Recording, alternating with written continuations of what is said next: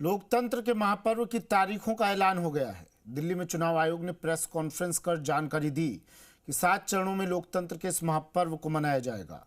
चुनाव को लेकर आयोग की क्या तैयारी है, इस बार के आंकड़े क्या कहते हैं, देखिए ये रिपोर्ट।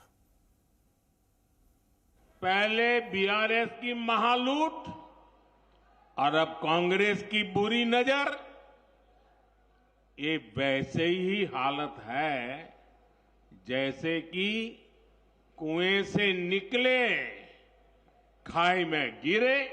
और देश में 24 घंटा जहां देखो अन्याय हो रहा है, किसके खिलाफ? आपके खिलाफ 90%। और मोदी हारेगा और भाजपा हारेगा, यही हमारा एक ही स्लोगन है और कोई दूसरा स्लोगन नहीं है।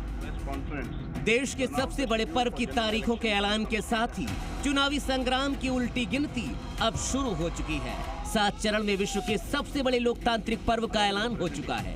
आपके टीवी स्क्रीन पर सभी 7 चरण की तारीखें दिख रही हैं। पहला चरण 19 अप्रैल, दूसरा चरण 26 अप्रैल, तीसरा चरण 7 मई, चौथा चरण 13 मई, पांचवा चरण 20 मई, छठवां चरण 25 मई और 7वां चरण 1 जून को होगा। और उसके ठीक 3 दिन बाद 4 जून को तय होगा कि अब की बार 400 पार या फिर इंडिया की धार, इंडिया का प्रहार।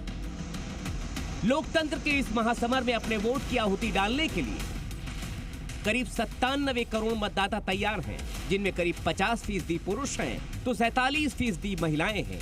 इन वोटर्स में करीब 1 करोड़ 80 लाख मतदाता पहली बार अपना नेता चुनने के लिए वोट डालेंगे। सुरक्षा के मद्देनजर 22 राज्यों में 1 चरण में तो उत्तर प्रदेश, बिहार और पश्चिम बंगाल में 7 चरणों में चुनाव रखे गए हैं। दिल्ली में 6ठे चरण में चुनाव होगा। एक तरफ चुनाव की तारीखों का ऐलान हो रहा था तो ठीक उसी समय प्रधानमंत्री नरेंद्र मोदी दक्षिण के द्वार को खोलकर 400 पार करने के लिए तेलंगाना में हुंकार भर रहे थे। तो वहीं अपनी न्याय यात्रा के आखिरी दिन राहुल गांधी ने अपने चिरपरिचित अंदाज में मोदी सरकार पर जुबानी बाण चलाए। तेलंगाना भी कह रहा है तीसरी बार